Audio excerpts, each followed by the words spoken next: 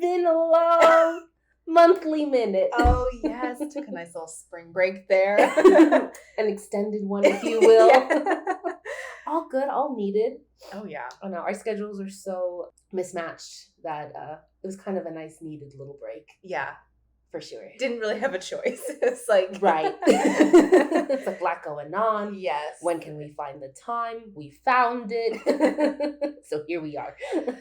How have you been? Really good. I turned a whole year older. Oh, yes. I am now your age. Welcome. It was only like a couple weeks ago. Yeah. Feels like a month ago. A little bit. I mean, I it was such a fun weekend. So like, oh my gosh, like hats off to me. Like, I know how to plan a party. Yeah. Like I had a great time. But yeah, just trying to get my footing back again. Like everybody else. In life. And someone I know brought up a good point that things are like, at least where we live, really opening up. Things are like getting back to like normal, whatever. But I personally feel like I'm not getting comfortable with that speed as quickly as that speed is happening. Yeah. So I'm like, oh, right. This used to be the pace of life anyway. 2019 and previously, but I'm still kind of getting used to that and feeling very overwhelmed by like reality, which I'm grateful for, you know, that where we are, like things are getting safer in this moment. Yes. Knock on wood. Yeah, like can't speak for when this might be posted. Like don't know what's gonna happen tomorrow. Yeah. So that is, you know, a good thing that things are getting safer, but at the same time I'm like, remember when we could nap for 10 hours a day though? Like that was kind of nice. Yeah. No, I think finding the new pace of how the world is happening now. And then, our role and how we are participating in it without feeling like we're exposing ourselves, you know, for no reason. And I got boosted again. Oh yeah, I'm 4 shots deep, baby. Got that asthma. So you're first in line. Yeah, I really am first in line with all the oldies. Like, hey, Gertrude, ready to get boosted? Shot number 4. Woo! Yeah. No, I had the loveliest nurse. I went with my mom because she is also immunocompromised, and so it was empty and it was so lovely. And like our nurse, honestly, like skipped, like physically skipped into the office and was all like, "Come on over." Like the loveliest nurse. They were just cracking up at everything that I was saying. But yeah, lovely experience. But yeah, I didn't even think about that everything, I feel like things have been opened up. It's been highlighted more now.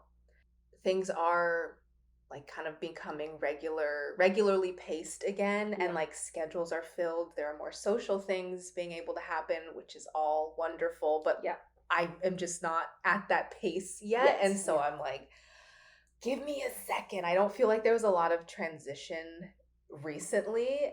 I don't know. I'll say since like the new year, I guess. But it's just, I feel like everything has started to get like very fast paced again. Yeah. Which I don't necessarily miss. I would like a balance. Yeah. I think we're just kind of in that era now, that new era of like, okay, what did I really, really enjoy from the lockdown period if we had to like dissect that? Yeah. And then what are we really enjoying now that things are safer and opening up again? And like, how can we balance those two paces? Because I'm really trying to find that as well. Yeah. Like, I love seeing people, like I've been reconnecting with old friends and new friends who've come in and now live here, which has been so lovely and fun. Like opening up that circle. So that's like a really great positive. But too, I'm like, it's Saturday. Can I still stay in? Yeah, I know. I'm like, I don't want to be at home for weeks straight at a time, but I also don't want to have weeks straight of being booked every second. Yeah, no, I feel that. Yeah, no, I think we'll find it. It's just kind of hit us all at once. Yeah. And now we're like, okay, regroup time. Yeah. And hence why we took a month off. Yes. Yeah, and we just had like complete opposite schedules that we didn't quite realize until we were in it. Literally, I was like, why are we busy right now? Like, I really didn't even Because we're on top of our stuff. Like, we have a calendar. Yeah. Like, we're on it. We're very organized. We prep and we plan. And then all of a sudden it was like, why are we behind? Like, where has the time been going? Yeah, exactly. No, like, either you're out of town or I'm going to be out of town. So it's all good, all meant to be. We will figure it out. We will be back on it. It's May now when this is posted. So, like, hello, welcome back. Spring. Yes. Almost summer. Ew. I'm not a summer girl. I love summer. I know you do. I know you Bring do. on the heat, even though it was 100 degrees in LA this week. I was like, bring on the AC.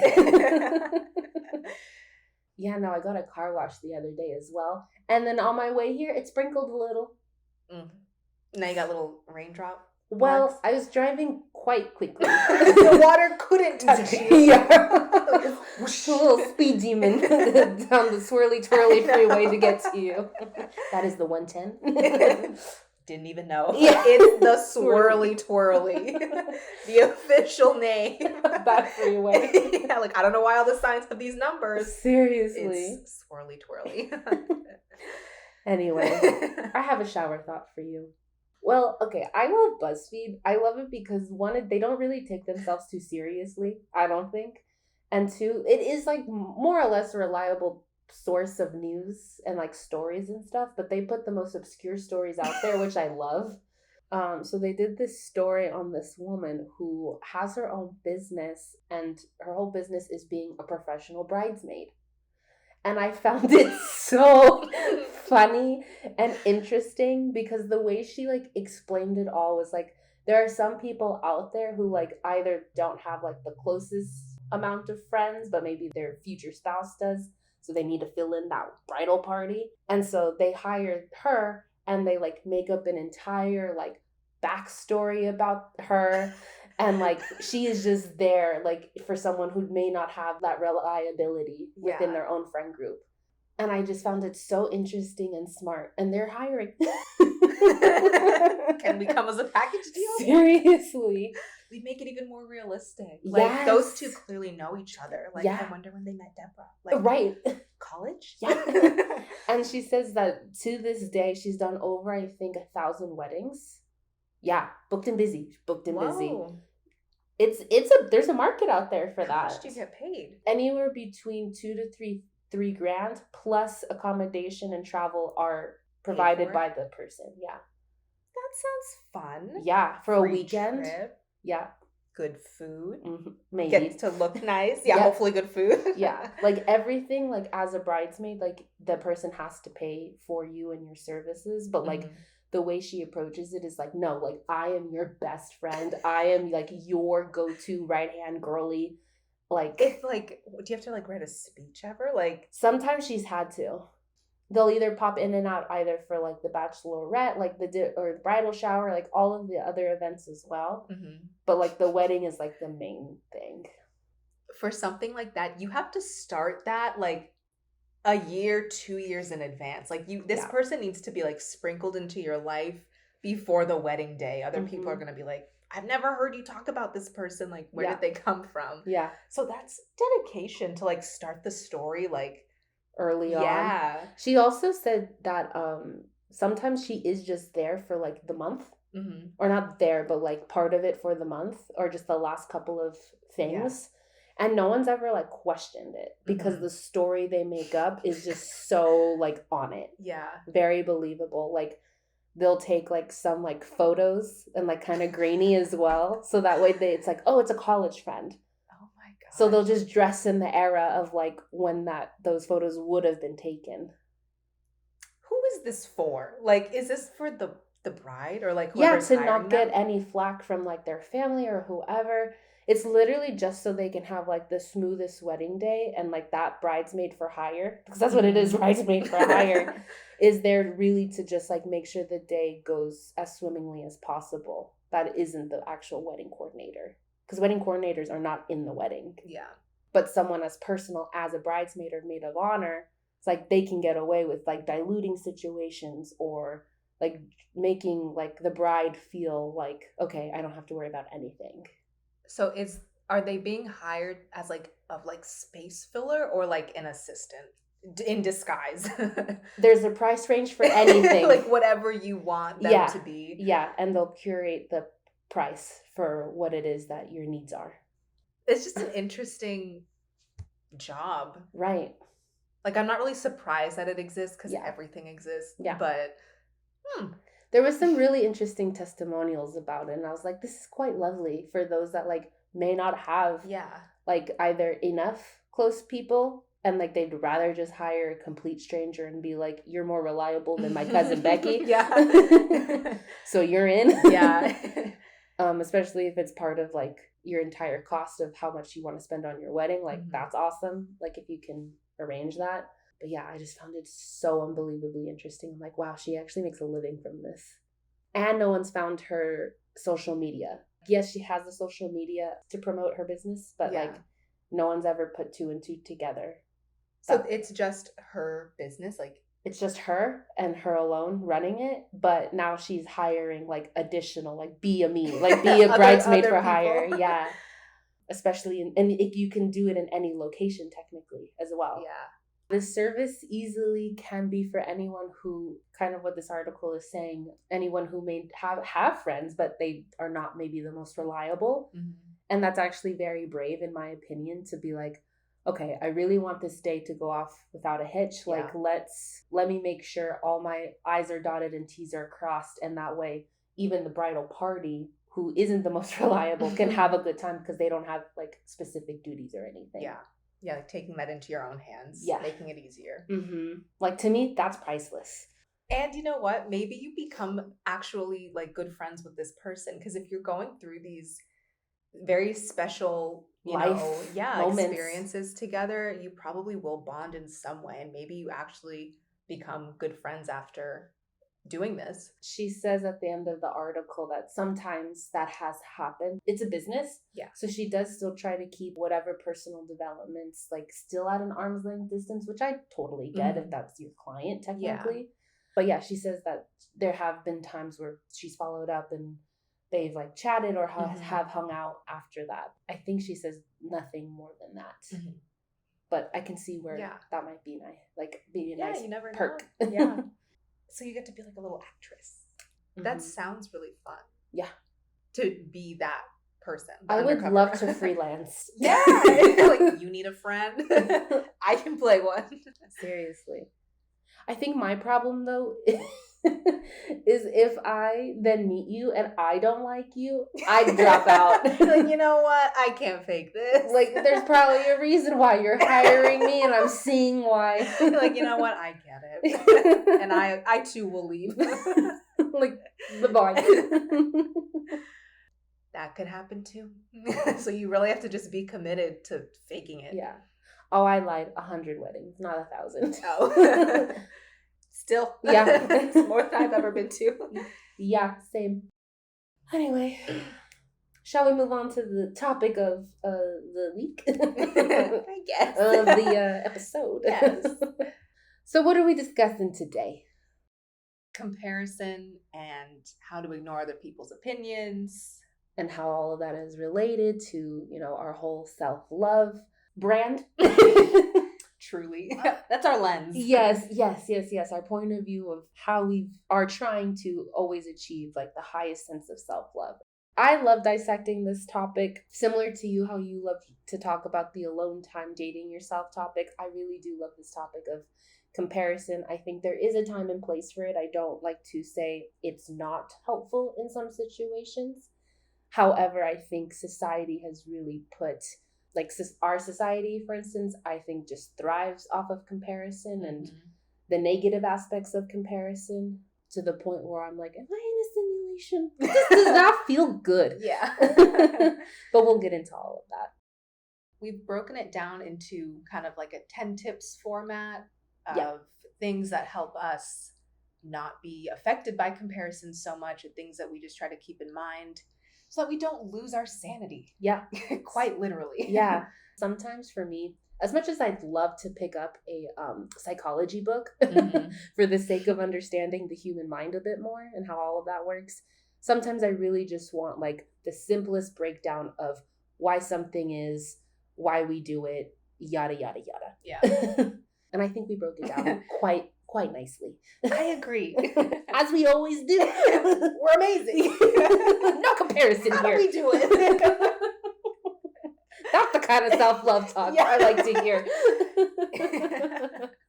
The match is really hidden. Whoa! I got a double shot today. Did you really? To fit it, to fit it. Like one shot, that's not enough. Let me do two. I don't know how many. I see it in your eyeballs. How many are usually? I also have no food in my stomach, so. Okay, well, if we need a break so you can get something in there. I'm feeling the caffeine too much. So I think a good place to start is asking yourself, where does comparison come from, or why do you compare yourself? I feel like comparison obviously comes from our society. Mm-hmm. And within that society, it's, for me, how I really categorize it is generational trauma, mm-hmm. especially within family. So however you're raised and your point of view with, what you were brought up with is generally how you're going to then compare self and then compare others. You can literally find it from family, parents, friends, your old self. Maybe your goals were very different when you were 10 mm-hmm. and you thought, oh, I'm going to be married with kids by the time I'm 25. And then you get to 27 and you're like, not even close. Yeah. And that is okay. But you can maybe find yourself, again, just comparing self with self. Yeah. Also, for me, I always think of when I was in sports or any type of group activity that either the whole point was to compete and compare, mm-hmm. either with like the different numbers you had to reach within school or the different type of physical talent that you may or may not have, but you may have to build up on that in order to be like the best person on your team. You really can find it anywhere. Yeah, and I think today there's even more comparison because of media and celebrities and social media. People you do or don't know online. That's one of the reasons why diversity in media is so important, because that's one of the biggest places that we compare ourselves is, to who we see on TV, who do we see in movies, what do they look like, where are they from, how do they act? That's a huge influence for people. Yes, 100%. Like, I can remember when I was maybe like the ripe ages of 7 to 13. Oh my gosh. What a time. I loved it. I low-key loved it, but also hated it. Yeah. Like, it was a very love-hate time for me. Mm-hmm. But I was very, very, very affected by what I was consuming on television. And at the time, I remember, and I'm sure you can vouch for this, because we watched the same shows, the big things that made it dramatic in kids' television was you didn't like your parents and you didn't like your siblings. Oh, yeah. And as an only child, I always thought like, oh, if I had a sibling, then like I would bully them. Mm-hmm. Or like I'd make it really hard for them. They'd be like the pesky little brother. Yeah. And so right now I'm like, I would never want that type of relationship, but I was very influenced by that. And yeah, I had a very teenager-ish experience with my parents. Mm-hmm. And our relationship is lovely now, but I do remember that time as I was becoming a teenager because of what I saw on TV, that all teenagers like hated their parents or, were just misunderstood, and which I think is true to a degree, but I didn't allow that support to come in from my parents to like help me navigate life, essentially, which I think is a shame. That was my huge era of like comparison as a child. Mm-hmm. And then that obviously developed and evolved into other forms as I got older. So to the point of like how even social media, how we didn't even have it growing up, but how prevalent it is now, I can only imagine just how much more disturbing it might be. Mm-hmm. Truly. Like, as much as I like would love to say like, oh, I want to know what it's like to be 13 again, but in this era, like, I actually don't. No. Sounds scary. Honestly, like, I think we've said it before. If not, I think we've just said it to each other, but yeah. I cannot imagine being a teenager right now or a preteen, even like early 20s, but especially like the meat of like your teenage years when you are so delicate and you don't even realize it. And malleable. Yes. Yep. And there's so much stimulation now more than ever, it's just so easy in the palm of your hand to compare yourself to literally anyone else in the world that has social media. Exactly. I have the utmost empathy for the generations below us. Yeah, there are so many different kinds of comparisons, so many different ways to compare yourself. You can compare your career, grades in school, the way you look, the car you drive, clothes, what kind of following you have on social media, what phone you have, like literally everything is something you can compare with someone else. So that alone is overwhelming when you think about it. And I think it's interesting to think about what we compare at different ages, like what's important at different stages in your life. So maybe when you're younger, you compare your grades. I remember like in middle school when you get a test back and it was like your heart's racing because you're like, oh my gosh, what am I going to get? And you're like, oh my gosh, I got an 86, but Debbie got an 87. Mark got a 12. Like, oh, like, honey. Like, maybe he shouldn't be here. Give me the extra help. And that's okay. Like, just that comparison with like grades in middle school and high school was huge. And I remember would give me so much anxiety without even knowing it. Just feeling like there is so much weight in grades, or like that's going to define like who you are, or like your entire future based on that test. Like that anxiety, that all just comes from comparison. Yep. And I'll say this is also where, for me at least, the generational pressure came in, where my mom being an immigrant and my dad having immigrant parents, and really setting himself up here, and then them meeting, and then really, I would say they are like the greatest definition of the American dream, the old American dream, whatever that meant and whatever that means now. And, you know, that, again, that generational pressure for then me to succeed in school, in life. Like, you know, we had our adversities and we've pushed through them and we've really set everything up for you to succeed. Now take it and go and thrive. And so having to compare my journey to theirs from when they had to go through the same things I'm going through now, it's apples and oranges, obviously, but nonetheless, that pressure is always existing, even if it's not like said. And I feel like I felt that growing up as well, with how many extracurricular activities I was doing, how well I did in them, which I did great, which is good. Yeah. I can't imagine if I sucked, because I saw the girlies out there on my basketball team. I was like, oh my God, get it together, ladies. I'm trying to win. Yes. I'm all about the process, but like, get there. Yeah. Get there now. Other than that, and okay, even that's a good example of, okay, I'm comparing myself to them, but wanting them to be better, so collectively we can win. Yeah. You know, that's what I would say. Like, comparison maybe is like an okay thing, but still having that grace for others, for the greater good. And with the age that we're at now, one of the biggest things to compare is like career, money, that kind of success that we think about in that sense. If you're in a relationship or not. Yeah, seeing people get married and then like maybe have children at this point. Yeah, seeing people in just such different places in life. I will say now, like, I don't feel comparison for that. I feel more so like, whoo, absolutely not. Like, seeing so many people do things that I don't want to do is also a good thing, because I'm like, happy for you, but you just reminded me I do not want that right now. Right.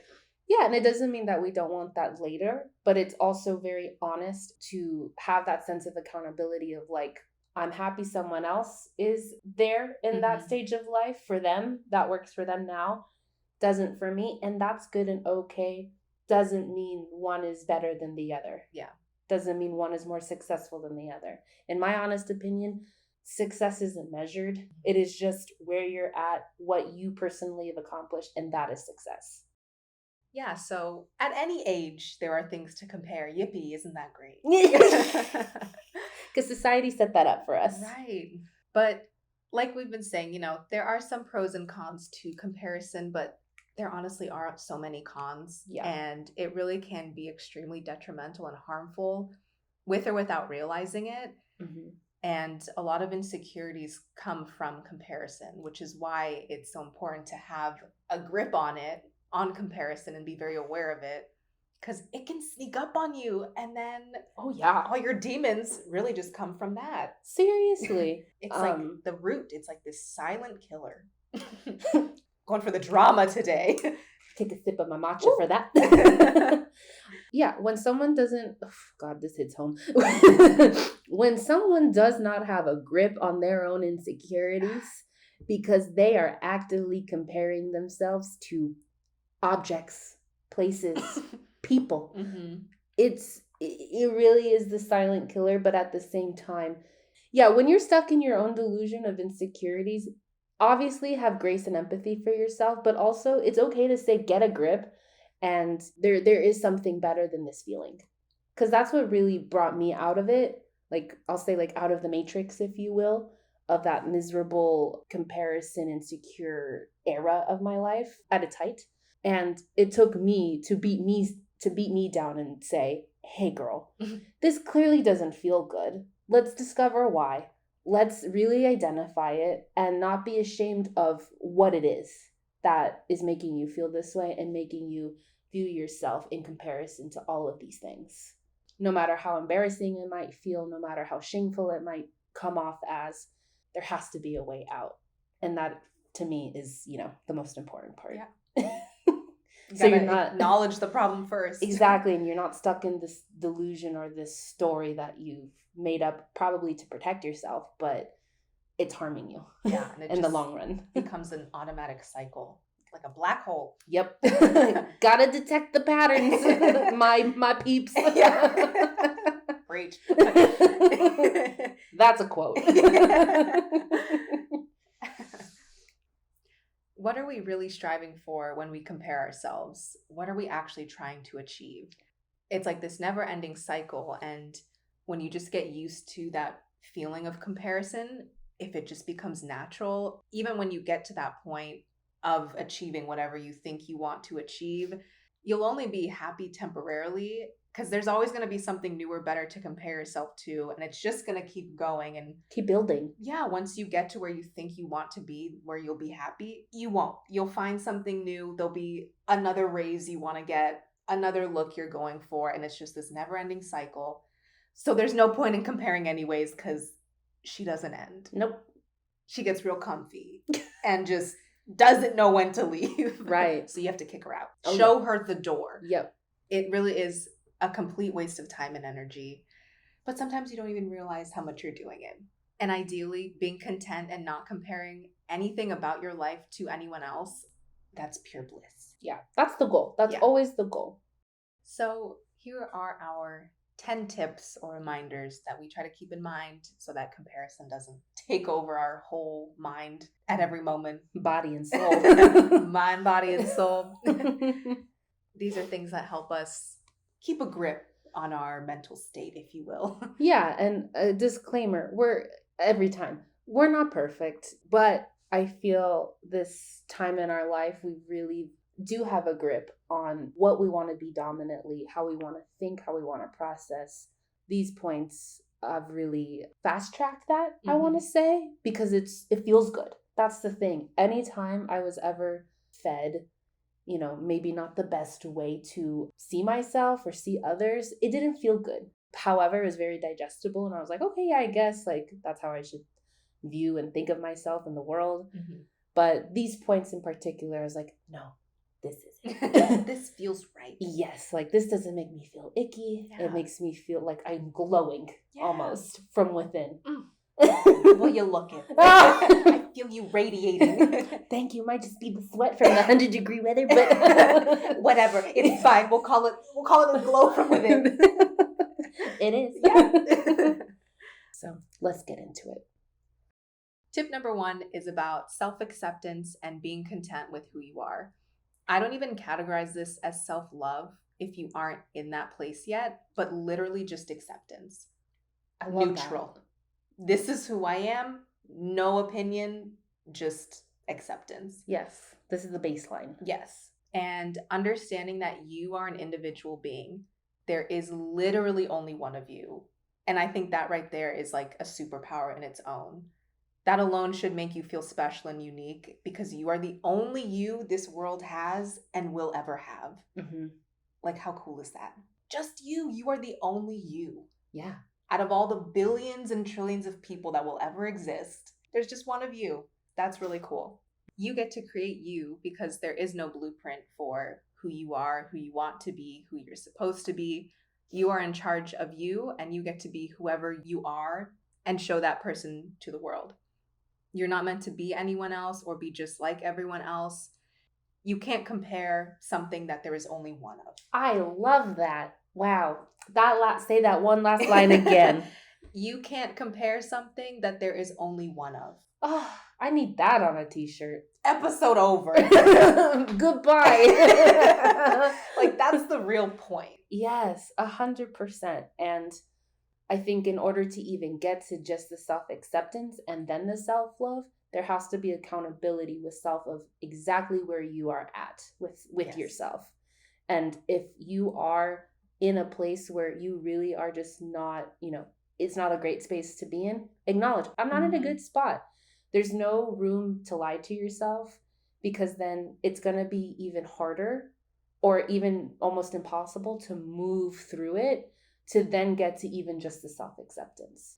Accountability with self to even get to any of these steps, and honestly with any subject, is always going to be the first step.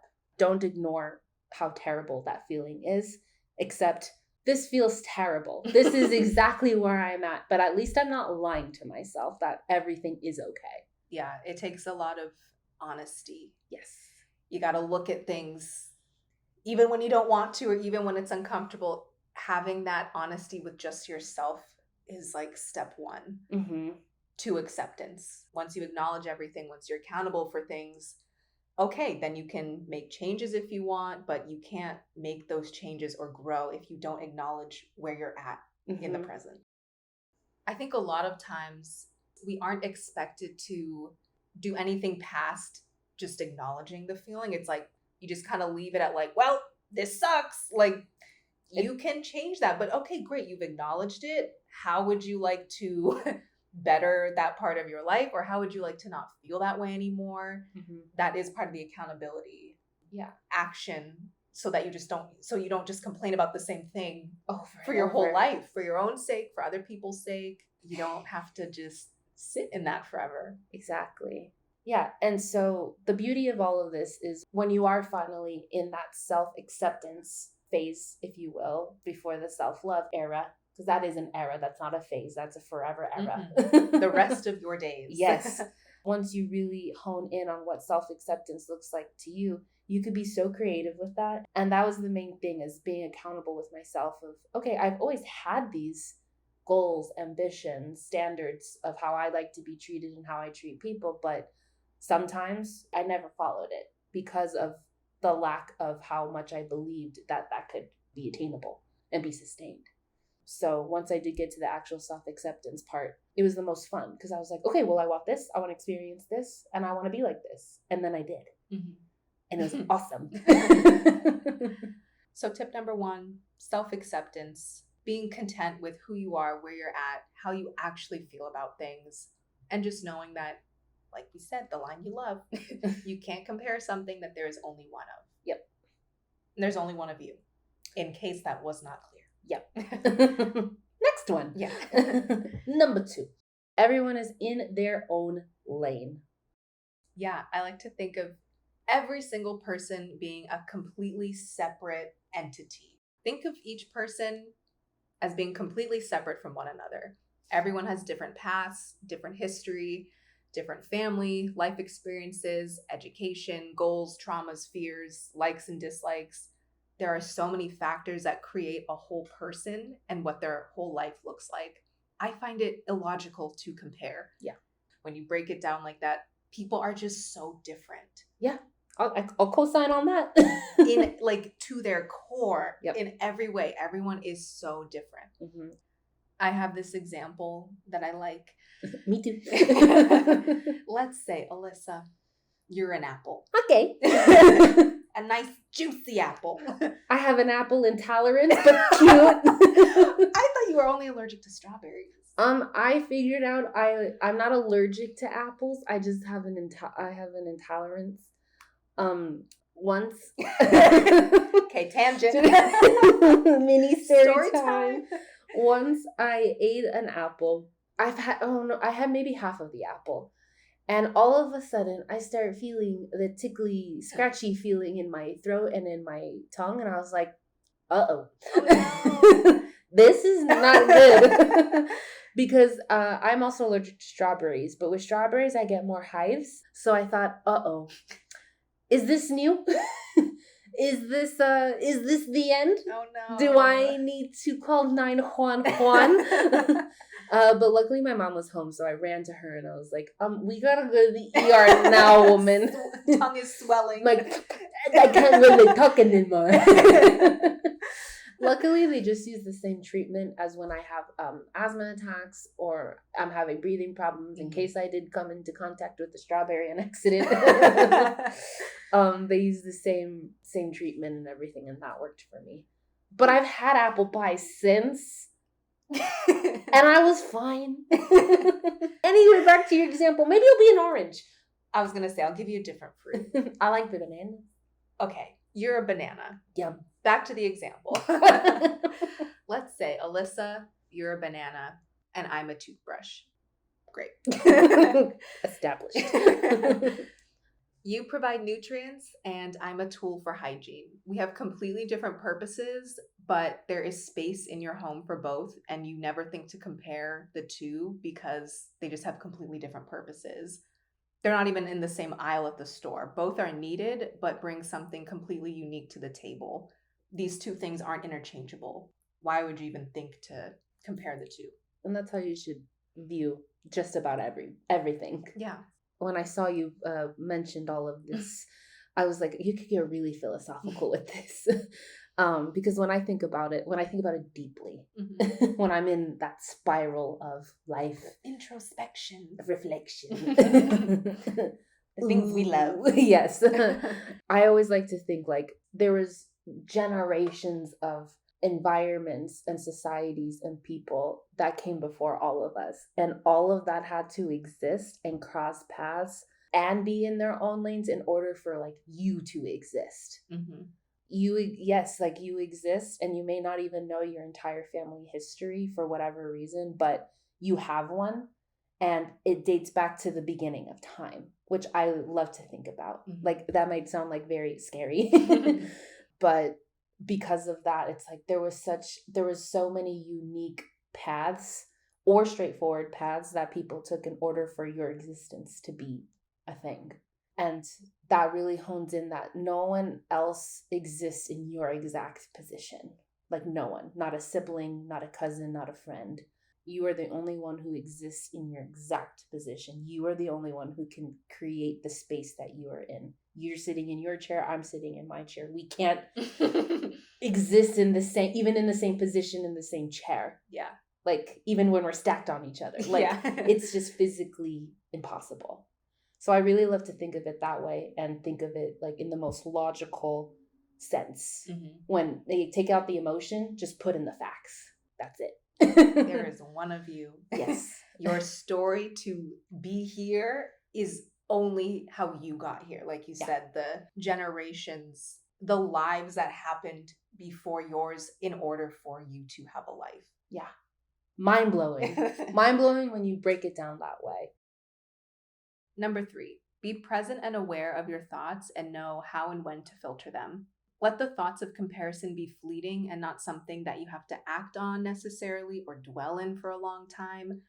But notice when you have these feelings or an impulse to compare yourself, because that's natural and that's just going to happen. But be conscious of those thoughts and think, do you actually feel that way? Do you actually want that thing? Do you actually think that looks good? Because I think a lot of times it could just be a reflex to tell yourself that you could be doing more, that you should look a different way, or you should want something, but you actually don't. You just think that you do because we're all kind of trained to be that way. Think that we should be striving for certain things and wanting certain things, but a lot of times you really don't. having desires or wanting to make changes in your life, that should be a natural process, even if those changes or desires are influenced by someone or something external. But there shouldn't be that pressure to feel like you need to make those changes in order to be like other people or to be seen differently for other people. It shouldn't be forced, and those changes and desires should be genuine and should be for you. Yeah, just back to the very first thing you said with this point is learning how to be present obviously is like a big step, and that all comes with the whole self-acceptance point that we mentioned earlier. Learning to be present and not just think, okay, the past affected me like this, so that's why I'm the way I am now. And then in the future, I want to accomplish these things, so that's all I'm ever going to think about and strive for. It's like you have to be present in order to get to the next step in the first place with anything. Being present also aids in defining what is external and internal in terms of where those comparisons are even coming from. Mm-hmm. Yeah. Are they just automatic? An example I think of is like when it comes to looks or like how body parts are trendy, especially for women. It's like big butts are in, ooh, boobs are in, ooh, lips are in. Like, okay, first of all, that's a whole other tangent of how bizarre that is. But when those trends do happen and people think, oh my gosh, now I need lip injections. Oh my gosh, now I need the brow lift. Oh my gosh, I need this now. Do you actually want those things? Or is it just because you feel the pressure to look like other people or to look like the beauty standard or whatever it is? Like that awareness of, I actually don't want that surgery. I just want to feel a part of the community and society and do what I think I'm supposed to do. Like all of that is kind of natural, unfortunately, and easy to get sucked into. But knowing, actually, if this was not a trend, I wouldn't want this thing.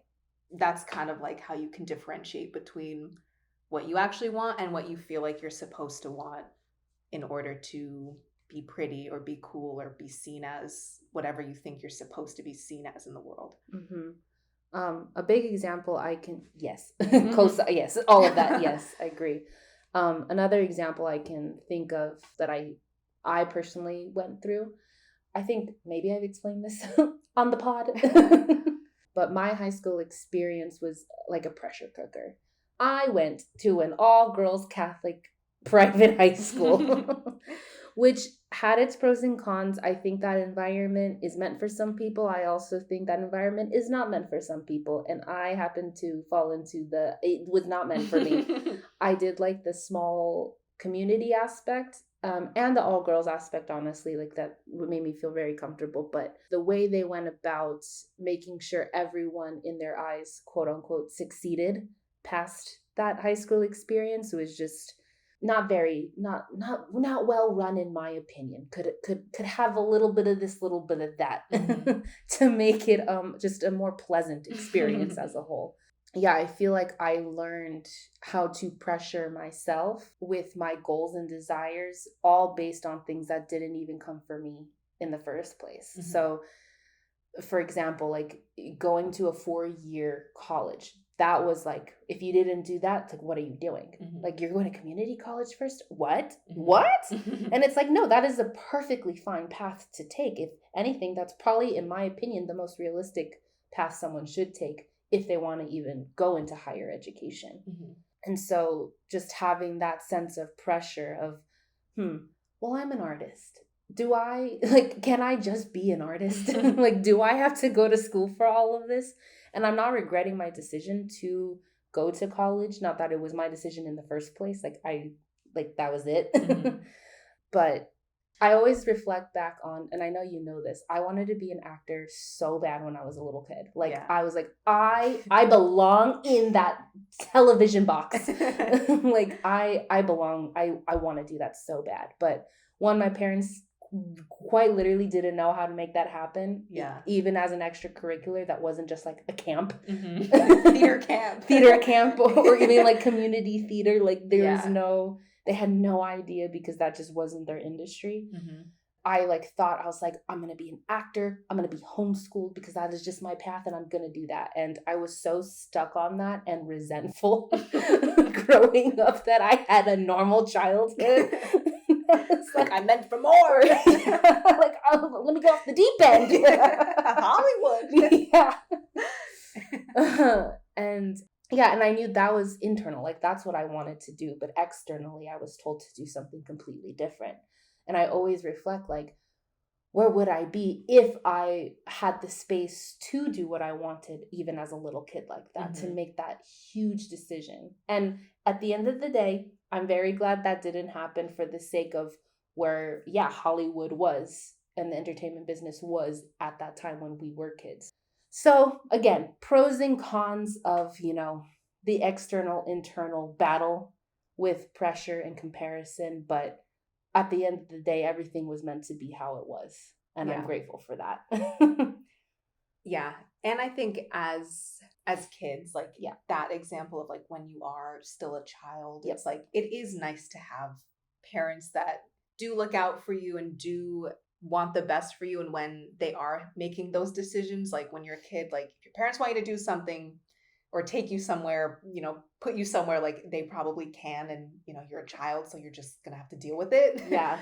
But that desire came from you. And that was a genuine desire that you had. And it wasn't coming from someone telling you you should be that way or you should want that thing. Yeah. You just knew. Yeah. You were meant to shine. In some form on or the big other screen. I mean, you have the charisma. I can only imagine you as an 11-year-old, but watch out. Oh my. Do you have any tapes, any audition tapes? No, because then I never did it. That's the thing. I always said I wanted to, and another funny story. I was maybe 7, so I barely had access to the internet, and I Googled how to get an agent.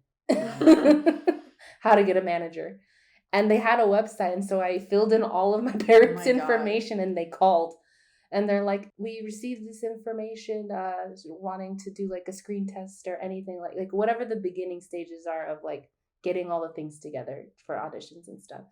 And my parents were like, yeah. And obviously they hung up, and that never came to fruition, but they knew how serious I took it. And they were like, did you submit your information? I was like, yeah, I'm trying to be a star. Big dreams, big goals, squashed. But again, it was all meant to be how it was supposed to be.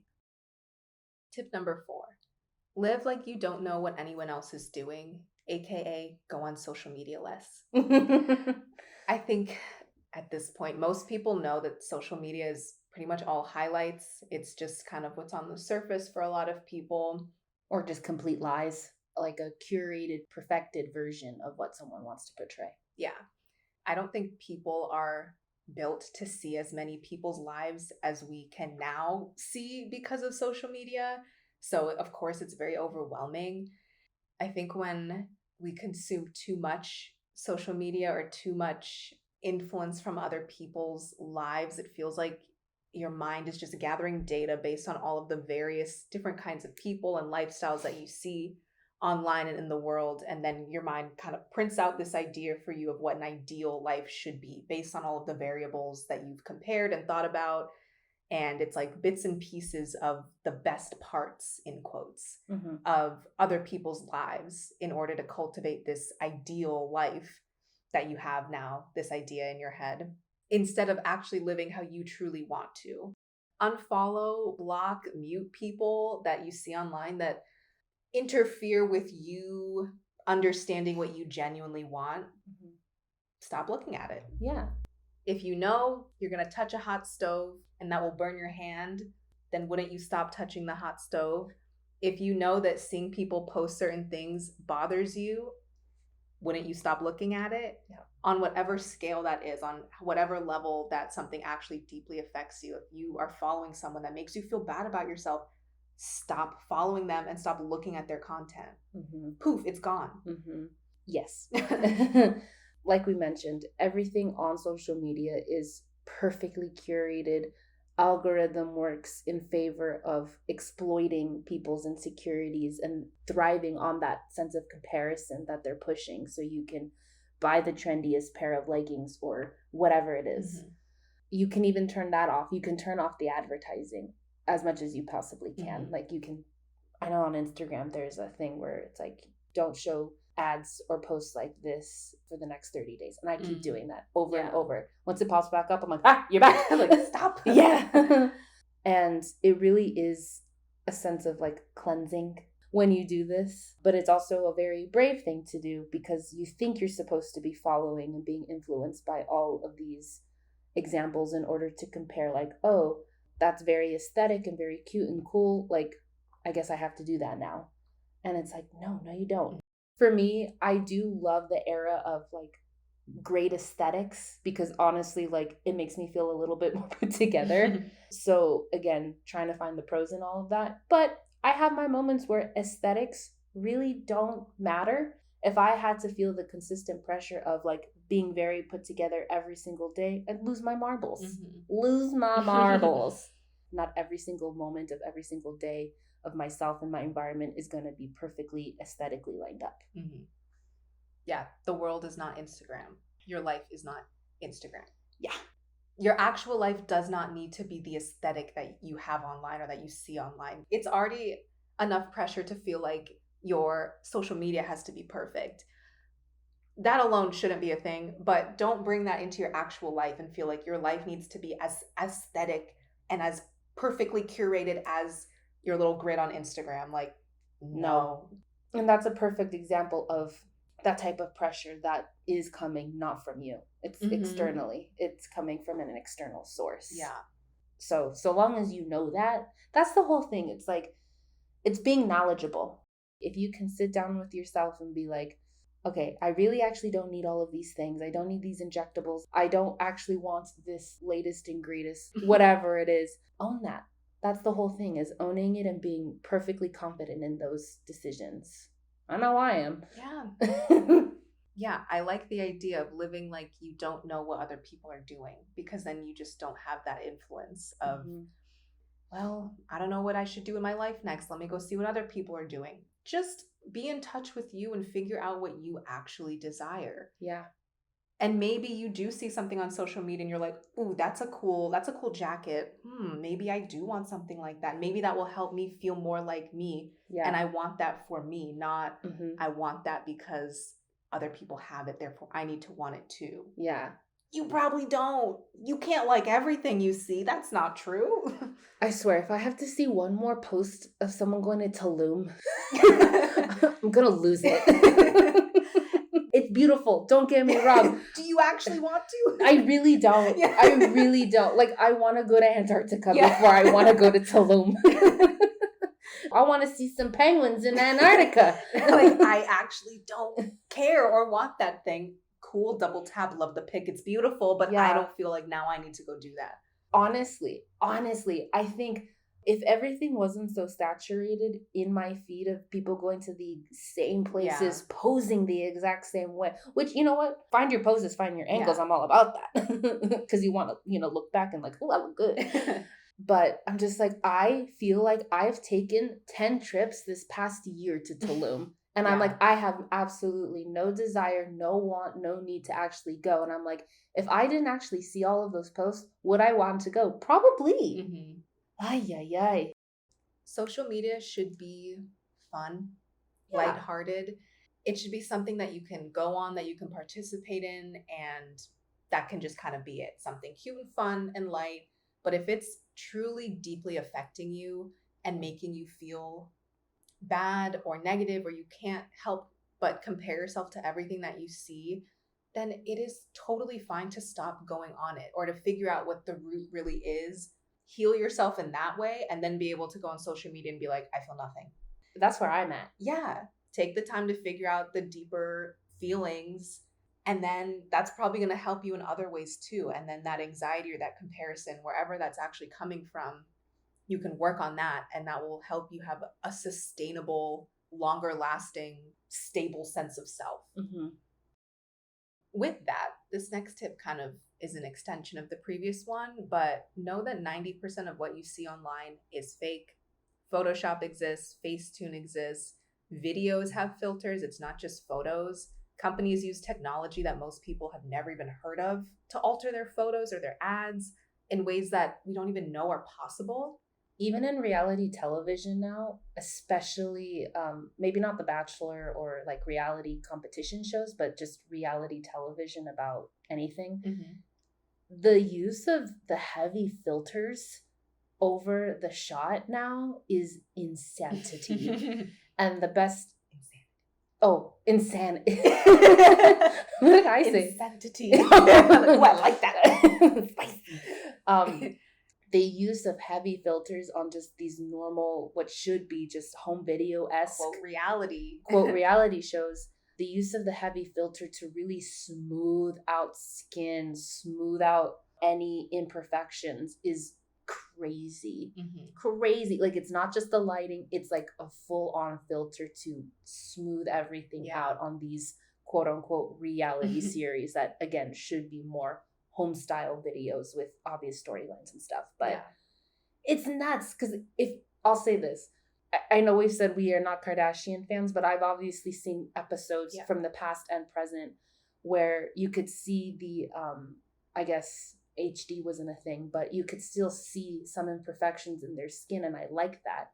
And now it's just heavily filtered like everything else with them. But the whatever filter they use on the reality show, I'm like, no one looks like, lighting is not like that in real life. Like, we can pull up a Getty image. You don't look like that, Miss Ma'ams. Exactly. Like, we know the real truth. Yeah. And it's beautiful. Yeah, so it is beautiful. Like, I personally, like, I really like the look of it, but that's what it is. It's a look. It's not for real. Yeah. It's unfair to compare your unedited natural human body to completely altered bodies that literally don't even exist in the first place, especially when brands or companies or people are trying to sell you something and they don't disclose how edited things are. It might as well be an ad for Photoshop, not the new cream or the new foundation that they're trying to sell. Like, all I see is Photoshop. Yeah. I think sometimes too, with the content I watch and the people that I watch, a lot of them talk about how, because they are in the industry, they know how altered things are. And so they talk about it and they show their audience how things are faked online and how things are edited. So I know that from watching it, but I think the issue is that a lot of people don't know it. And so you end up comparing something real to something completely fake. And it's not bad that the things are fake. It's bad that people don't know that it's fake, and then the effects that has on them. Correct. And the comparison that comes with it. Yes, exactly. Yeah. Advertising. My God. There was this one video by, I think his Robert or James Welsh. So one of my favorites, I think he got his master's or his uni degree was in advertising or marketing, something like that. Something with like video. Yes. Great at Photoshop. He's a skincare addict like us. It's amazing. He's British, so it's really fun to listen to him. But he has this one video that will live rent-free in my head for forever. Because I was like, yes, clock it. Clock them. Clock them. Call them out. Yes. And it's when, again, Kardashians, man, they're like my number one example for everything with all of this. Because they're a huge part in creating it or making it worse. At the time, Kim Kardashian was coming out with concealers. And for the promo video of her, like, how to use it, you know, typical advertising when it comes to selling product. And he goes, first thing, oh, there's a filter on this. Okay. Oh, she's already wearing makeup. Okay, so we're just going to pile on the makeup. Okay, and you're just going to see how that concealer works on top of more makeup. Yeah. It's not on her actual skin like the everyday user would use a concealer under their eyes. Maybe you put foundation first and then concealer. Maybe it's concealer first, then foundation. But whatever the case is, it's already using a heavy filter and she already has a pound of makeup on. Yeah. That one might have been Robert, because Robert does makeup. So maybe they've both, I think they've they're both twins, done, by the way. They're British twins who one does makeup, one does skincare. And the one who does skincare also does Photoshop and like clocking all the girls with that. Like Instagram versus reality. Yes. He'll like watch a video and point out like the things that are edited that, you know, may not be noticeable to anyone who doesn't have that background. Exactly. Yeah. But I remember that one with Kim's makeup, and he's like, So what are we doing here? Like the filter, you already have a full face on and then you're trying to sell something to people. Like what is that? This is where we're at? Yeah. This is what it is? Yeah. Everyone's going to look back and say, why doesn't my skin look like hers when they finally use it? And it's like, because you don't have the filter on and you don't have a pound of makeup on already. And the lighting and the professional makeup artist who did her full face to begin with. Yeah. Or like skincare. I'm pretty sure probably James has shown, because he does skincare, has shown videos of people promoting skincare products, but they have makeup on. So it's like, how are you showing me your skin when your skin is covered in makeup and you're trying to pretend like it's not? But it is. My favorite also is traditional advertising for mascaras. That's my favorite. They're wearing lashes. It's my favorite thing to see. Maybelline, what the heck? I don't know if it's actually them, but probably. All of them. It's all of them. I find it hilarious. I'm just like, you have the Miami Lily lashes on. I can clog that. Yeah. It's insane. But at the end of the day, it all just comes down to your awareness and knowledge that is just, even if you can't see it for yourself or pinpoint it like James and Robert, because I myself can't I can't clock Photoshop to save my life half of the time. But I'll always be like, I'm pretty sure this is altered in some way. They just did it so beautifully and so flawlessly, which is a skill in itself. I have appreciation for that and that skill. It's obviously useful to some degree, but I'm coming from a place where I'm very aware that even if I can't see it or pinpoint exactly what is altered, it's altered. Everything that I see. And that's what makes me not compare quite literally anything, especially physically when I see it on social media, which is a blessing. It's a gift. And I want everyone to get to that point.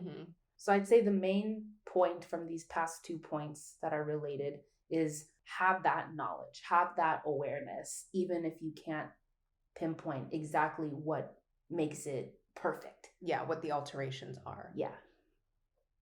Number 6, choose motivation over jealousy or negative self-talk.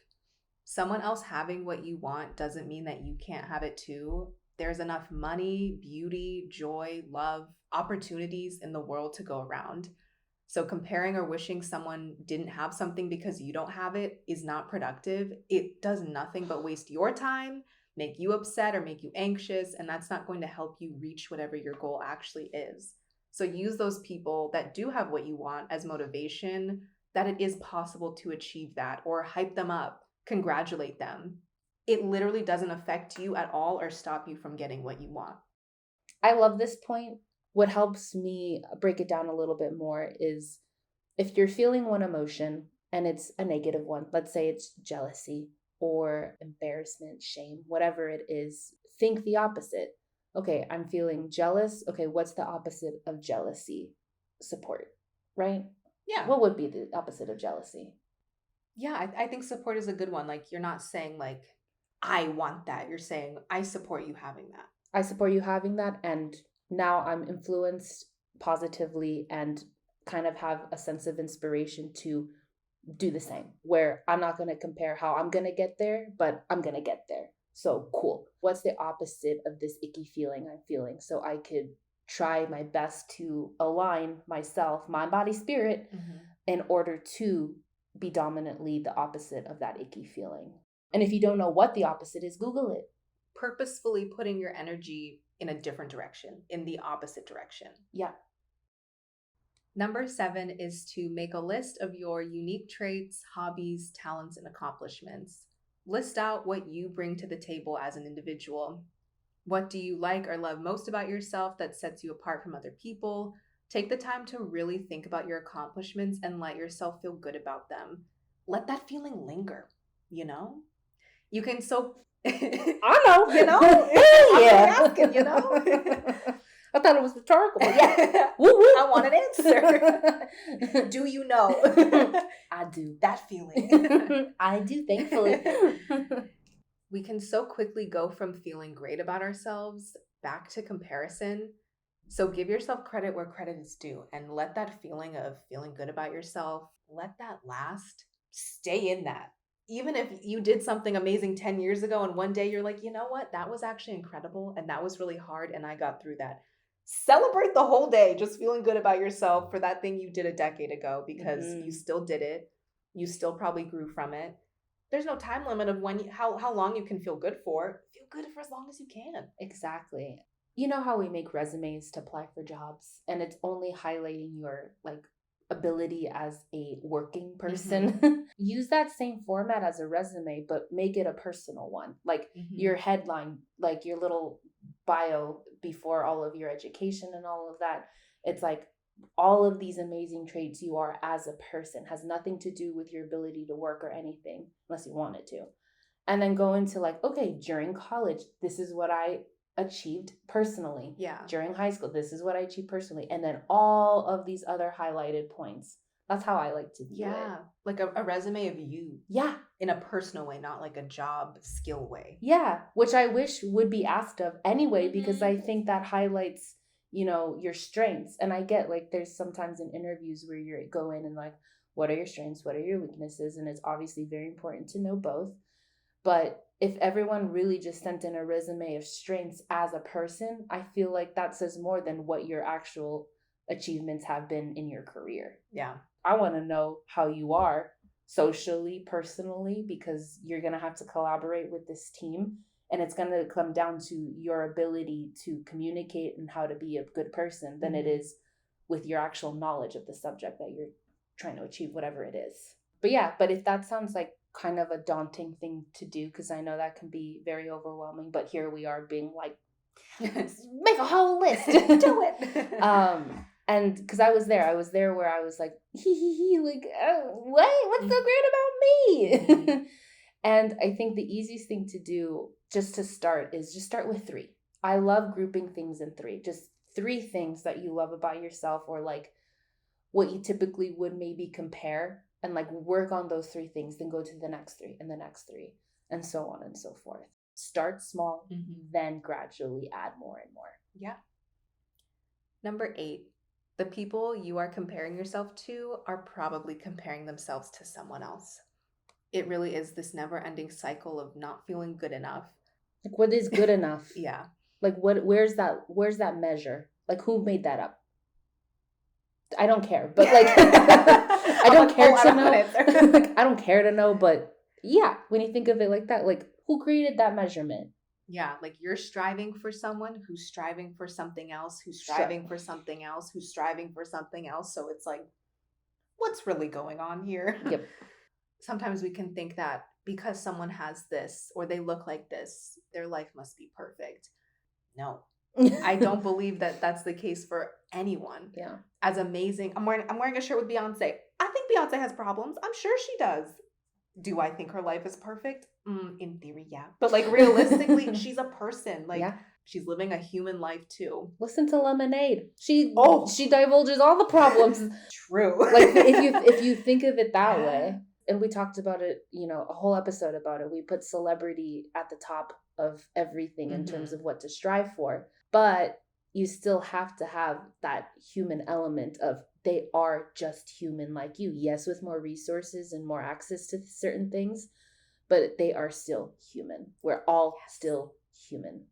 That person you're comparing yourself to, I bet you $1 is comparing themselves to someone else in the same way that you are. So you're comparing yourself to someone who's in that sense exactly the same as you. Yeah. So you might as well not compare because they just kind of cancel each other out. It gets you nowhere. Number 9. You never know the reasoning behind why people do what they do. So you're essentially comparing yourself to what you think someone else's story is because you have created that. You don't actually know. It's like what you're striving for, let's say it's, quote, perfection, whatever that means, isn't even what that person feels or experiences day to day, most likely. So you're striving for this fantasized idea of a person or a lifestyle that might not even exist.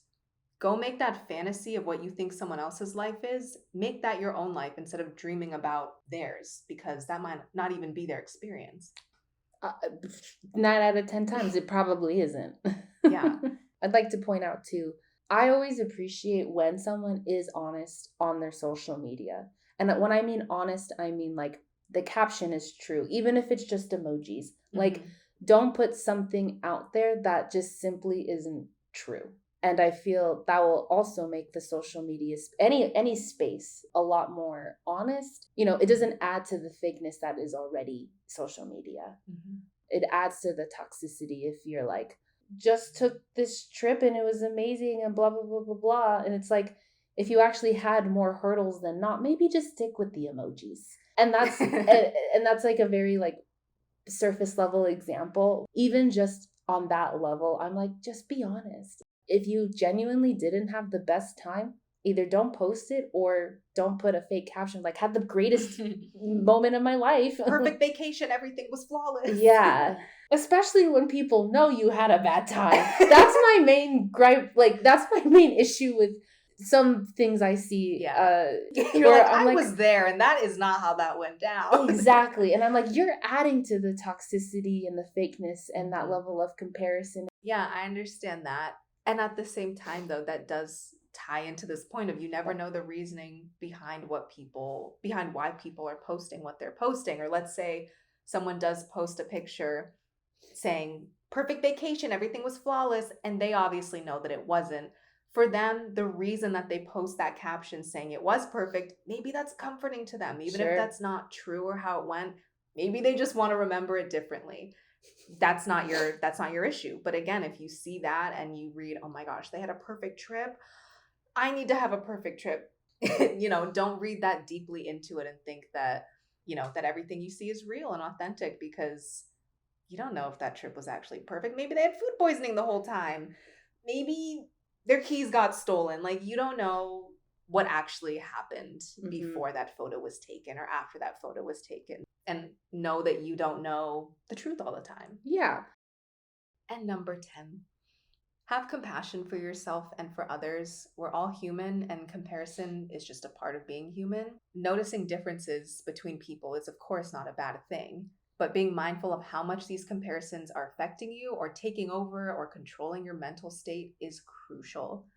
Are these feelings or thoughts of comparison fleeting, or do they feel out of your control and are they genuinely harming you in some way? Right. There's a difference between observation and actually engaging and letting those thoughts soak in and affect you. Yeah, 100%. As much as I think we're very emotional beings and emotional girlies, very in touch with that, our vulnerable sides, which I think is a strength.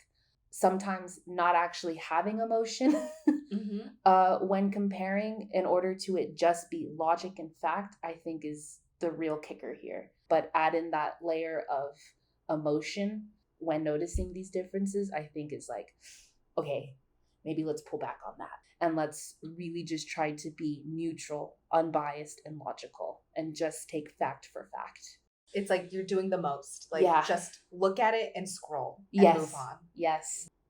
So our point isn't that comparison is bad, because it's natural and it's just going to happen. Oh, this person has this and I have this. This person looks like that and I look like that. You're comparing those things, but it's what you do with those observations and with those thoughts. That's what's important. Doing your best to not let things affect you in ways that they don't need to and that are just causing too much inner turmoil. And it can really just make you feel bad all the time, or make you feel like there's something wrong with you or that you need to be different when you don't. That's how the world is. Yeah. Things are different. People are different. So that's it. And the sentence. Period. Yeah. And I will say, all of this, like a lot of things we talk about, are easier said than done, or take a lot of time to really be in full effect and to really be felt and practiced genuinely.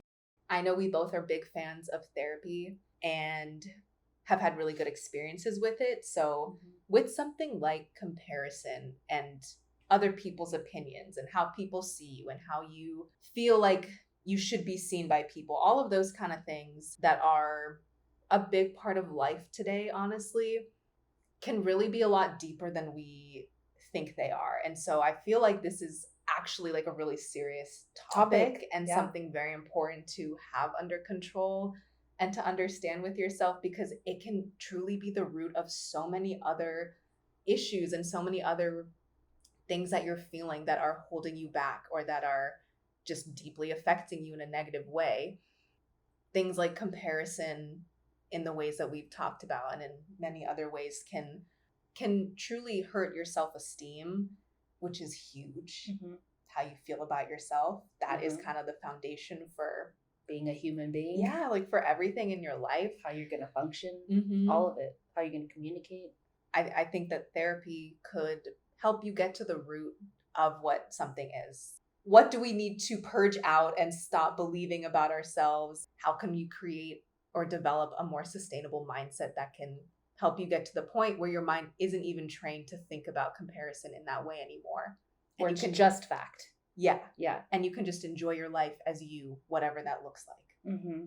Except that, like, okay, I am negatively comparing myself, my experiences with everything around me. Cool. Once you've accepted that, the next thing, okay, what exactly am I comparing? Body type, career, anything. Like, what exactly is it? And then, okay, identify the insecurity associated that is making you compare.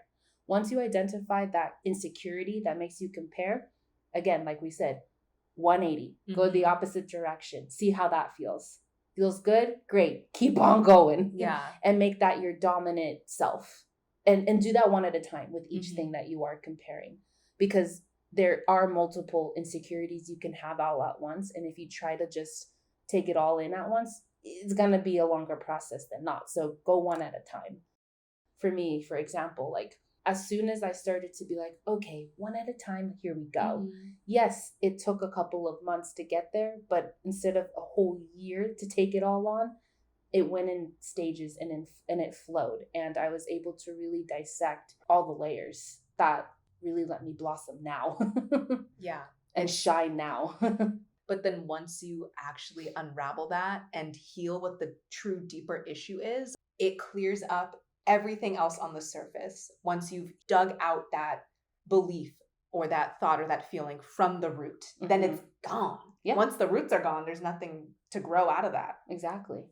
Yeah. But if, we've done therapy in the traditional sense, the talking one-on-one with someone, with the professional, that I know has been helpful for the two of us, but that's just one kind of therapy. If you have a friend that you can vent to, or a parent or anyone, or just yourself, journaling, meditating, like whatever way is comfortable for you to talk to yourself genuinely with no filter and just complete honesty, even if it's ugly, whatever way that is accessible and helpful for you, do it.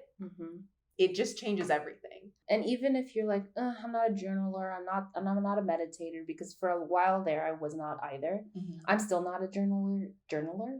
Yeah, sure. I still don't journal like my every thought, every feeling. Like I don't find that, I don't know. I'm just not there. Yeah, it's not your style. But when I do have that similar sense of like relief and venting, it's when I exercise. Even if I'm listening to music and, trying to hear the instructor tell me what to do, all the different thoughts pop up and I'm like, okay, then how can we, change that story so we can feel better about it? So anything that provides that sense of like meditation, even if it's like a high intensity workout or just a walk in the park, like you can get it in that way that can feel very similar to actually journaling and meditating. And one of the benefits of meditation, in whatever way works for you, is mental clarity. Yeah. And it'll probably, whatever the issue is, will probably just come to the surface on its own. And you're like, there it is. I know exactly what I need to work on without even having to like sit and think really hard. Like you know. Half the time you don't even have to dig yourself. Yeah. It'll just come, which is the great part. Like we have to believe in that though too. That state of bliss that we briefly mentioned begins with awareness of your thoughts and honesty with yourself, trying to understand why you are comparing yourself or why you feel like you need to compare yourself. I think that's step one. For me personally, once again, I didn't trust myself. That was a deep-rooted discovery that I made as I was going through all of this to get to this end point of that bliss. And I never even thought about that way of, wow, I really didn't trust myself to, achieve everything that I wanted the way I wanted. It all came from a place of comparison and society really, taking advantage of what I was most vulnerable at those moments. And so learning to trust myself to then believe I can be honest and accept everything going on in my life or that I had gone through was like the biggest breakthrough ever to then get to that point of I accept myself and I am feeling like this today and that is okay. Let me move through it so I can dominantly feel that bliss every single day. Period. Well, we back. It's good to be back. Yes. Thanks for listening. Adios. This is Wifeys IRL. Mwah.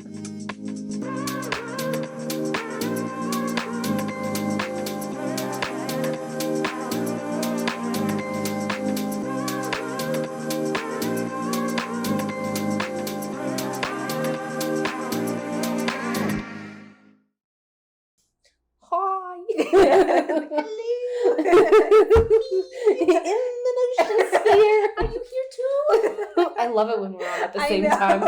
You're like,